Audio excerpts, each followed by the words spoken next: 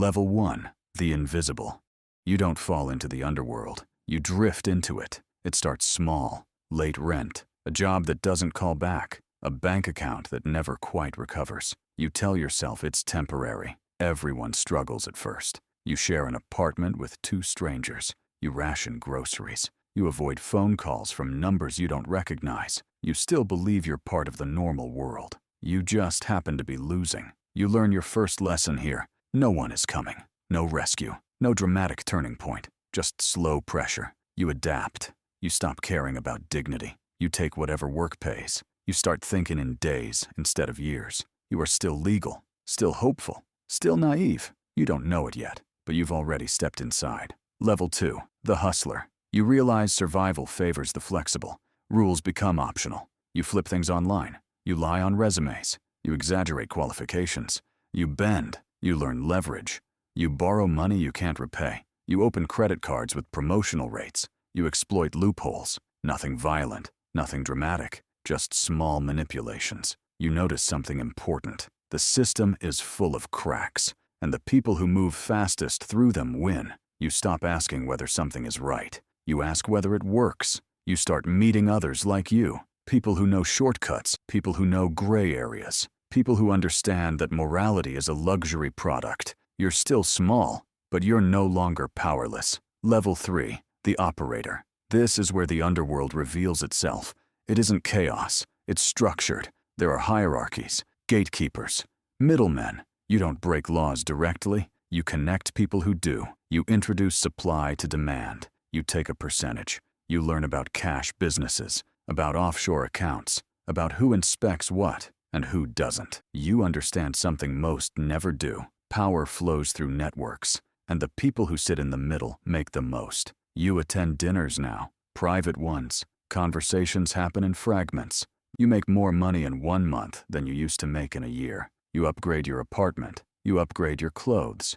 You're not responsible for outcomes. You're just the connector. That lie helps you sleep, for now. Level 4. The architect. You don't participate anymore. You design. Shell companies.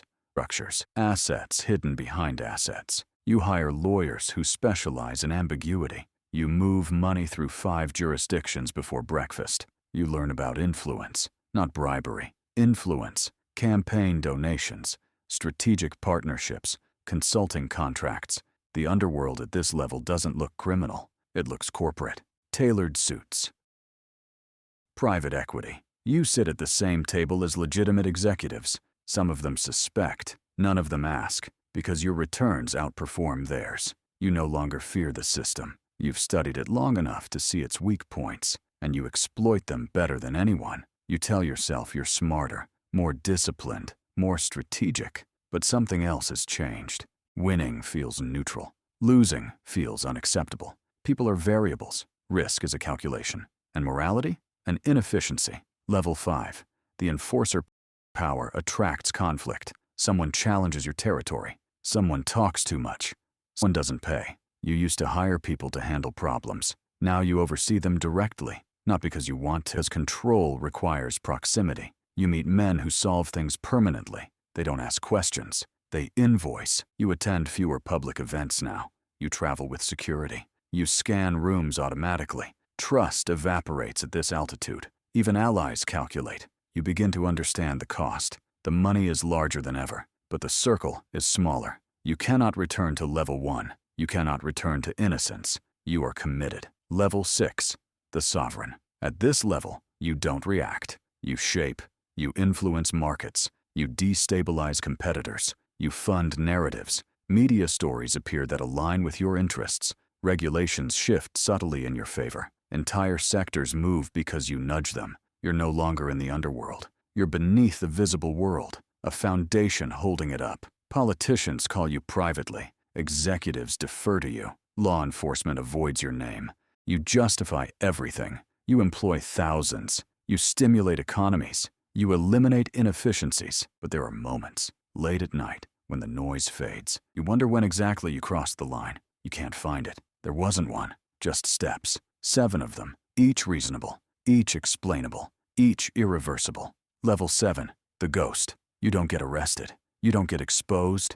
You don't lose. You fade, because power at this level isn't sustainable. It's corrosive. Allies reposition. Governments change. New players emerge who are younger, faster, less sentimental. You transfer assets. You liquidate quietly. You step back before anyone pushes. Officially, you retire. Philanthropy, advisory boards, speaking engagements about ethical leadership.